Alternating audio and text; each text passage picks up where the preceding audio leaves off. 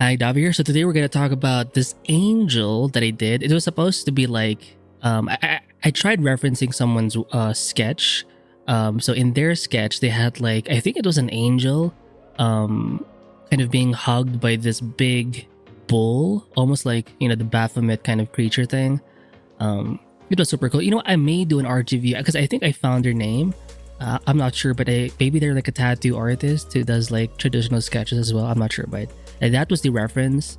And you can see me kind of in the beginning of this thing draw where the bull would be, because I wanted kind of that same thing where this angel thing was kind of like hugging the bull, but I simply wanted to change like the pose and obviously the design, but I decided to focus more on the angel only because it attracted me. Like when you're drawing or painting or whatever, sometimes you want to follow the flow of the process, and to me I just felt like I didn't need another figure. I think the focus was going to be on this angel thing. And what's cool is kind of in the end I just focused on like one color as well. I think most of the process was me trying to draw this freaking thing. And you can tell I'm kind of being gestural, which I don't mind. I kind of like this kind of look, but obviously the more I want to be able to add some more detail as I get better in like anatomy, not just in like human anatomy, but for example if you look at the wings, I want to be able to suggest feathers better, right? But anyway, so I did what I could with this drawing, but in the end I decided to add some color, and I went for like a monotone kind of look, so it almost looks like a sculpture, like one of those gothic, how those gothic-esque churches, they have like these gargoyles and stuff like that kind of in the columns and stuff, or what they call them, the thing supporting the, I forgot. And yeah, to me it just feels like a statue. You know what, I think there was a film on this, gargoyles, like it had gargoyles and they were fighting demons. Like the gargoyles would awaken at night or something. I don't know, I forgot the film, but anyway, so it kind of looks like that. It has that statue-esque kind of skin.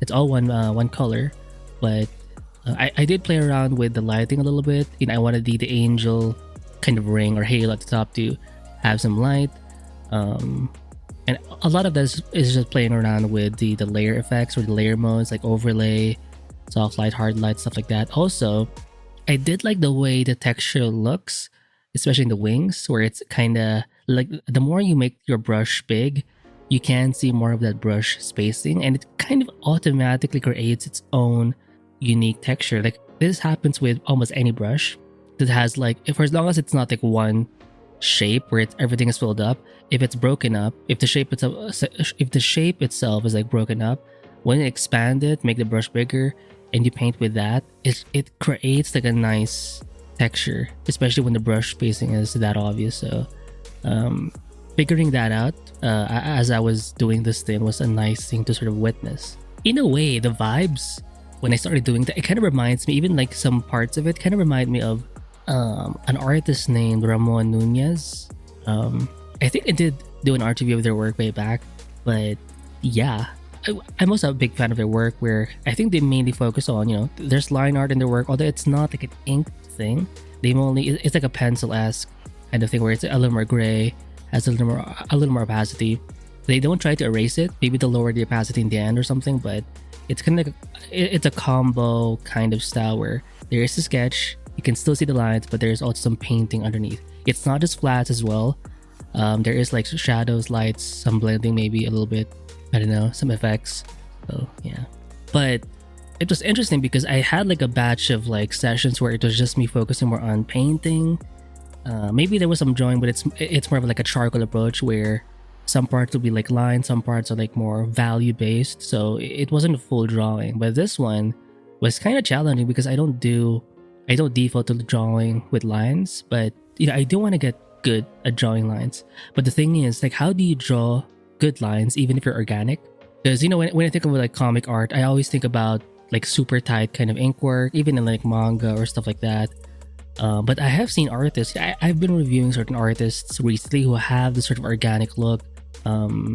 Daniel, I forgot who Daniels, Daniel Warren Johnson, and then there was another Daniel. His last name was like, you know what? Let me just go to my files here. I think it's somewhere here. If I check my files, Daniel Hansen something. Also James. Their names sound so like similar, and they rhyme a lot. Chris Regnault or Regnal, I think it's French, so I can't pronounce the name most likely. Yeah, there are plenty of other artists. Oh, also like Greg Ticini. Like the way they do their lines, it's so like fluid and organic. So maybe I should lean more into that. I should lean more into that only because I do have that lean. I'm more fluid, more loose, and as much as I try to be kind of angular and tight with my work, I'm just not that guy. I have to admit to myself that I'm just this way. And instead of like fighting it, just double down, go with the flow. So yeah, we'll see if I can like continue this kind of style approach where I draw something, add some painting later, but it's gonna be mainly like a drawing. I want to see if I can reach a level of competence the same way I am kind of able to with my painting. So we'll see. So that's it for this episode, and yeah, I'll see you in the next one. Bye.